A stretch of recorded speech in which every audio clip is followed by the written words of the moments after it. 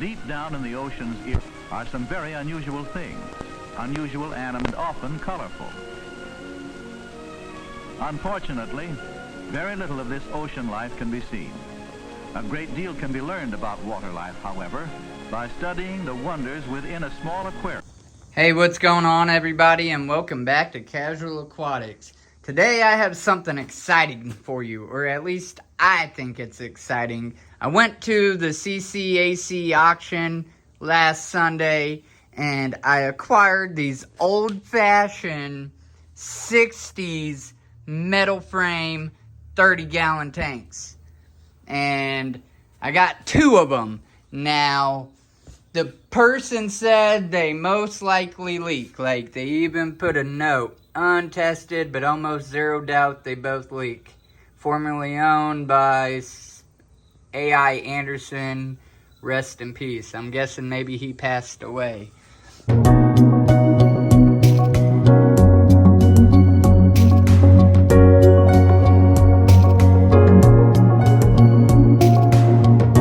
But I got these things for a really good deal, and I figured I could try to reseal them or mend them.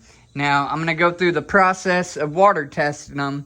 It did rain the last couple days, and they were in the back of my truck originally, and they held water up to about here. Now, I don't know if anything leaked out or what, but the caulking on this, or whatever you would call it, there's a certain type of material they used back in those days that you actually heated it with hot water and then you let it settle and it would reseal itself. Now this looks like it's had some modern silicone added to it, so I'm going to do my research, and ultimately I might just have to peel all of that out and then re-beat them completely. But for the sake of the video, we are definitely going to just try adding some water in them, letting them sit for a few days, see if there's any leaks, and go from there. I am really excited about these tanks.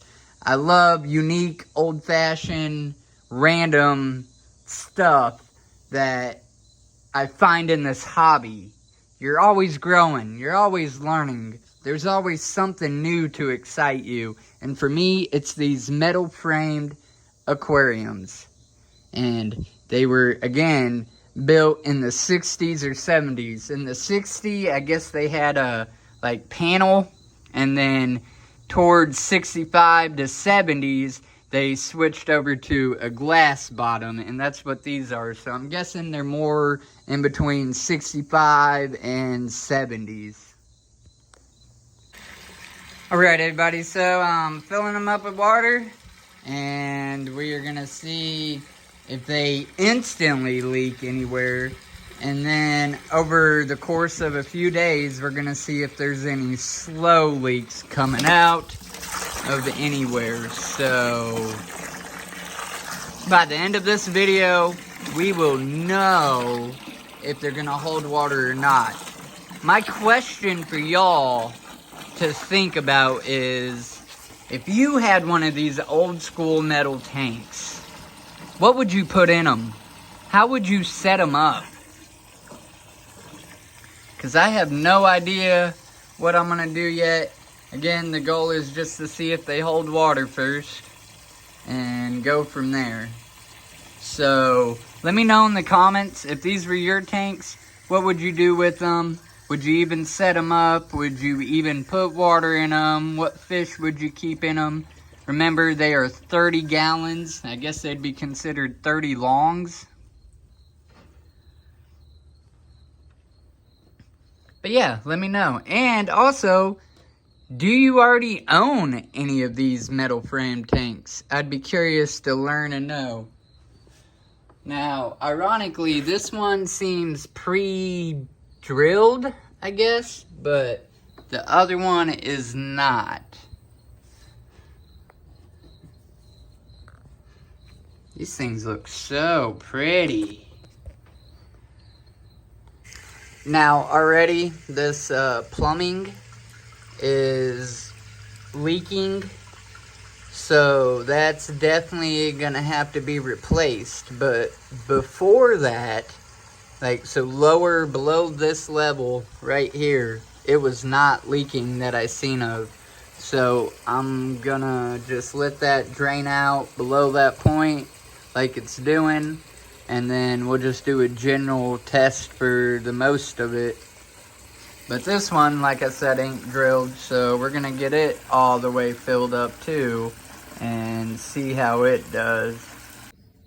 So it has officially been a day. It's the next day, and it looks like they're pretty much holding water, which is surprising to me.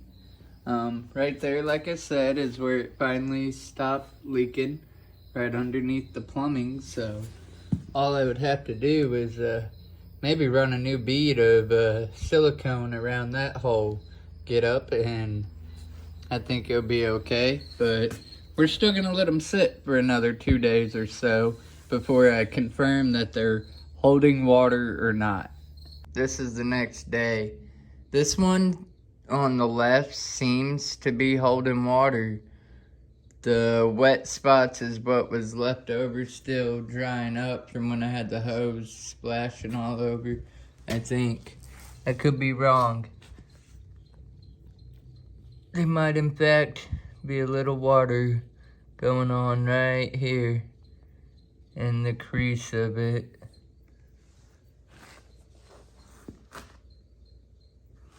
So it might have a slow leak going on. And this one, it does look like it's held. It's just dropped below that fixture to where it's not leaking on the outside of it anymore. And it seems like it is holding. But I'm still gonna let it go for another couple days and just see how much it reduces, and we'll go from there. Well, everybody, it's always the next day until it's the last day, and this is the last day, and yet again, they're still holding water. Now, real quick to cap this, this moisture down here, I think is actually even holding on the outside from when I had the hose and it splashed over. Otherwise, this would have drained down, the puddle would have been way bigger.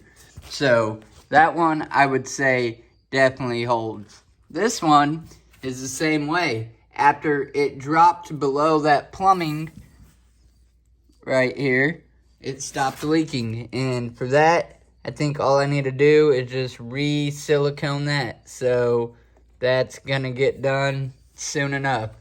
The next stage of this process is this metal. I want to refurbish this stuff, sand it down, smooth it out, give it that mirror finish, get it all cleaned up, but that will be in another video. If you guys hung out throughout this whole video, thank you very much. If you're curious about the clip at the beginning of it, that is a really good video, but it's gonna question or challenge what we know today. I will put that link to that original video in the description.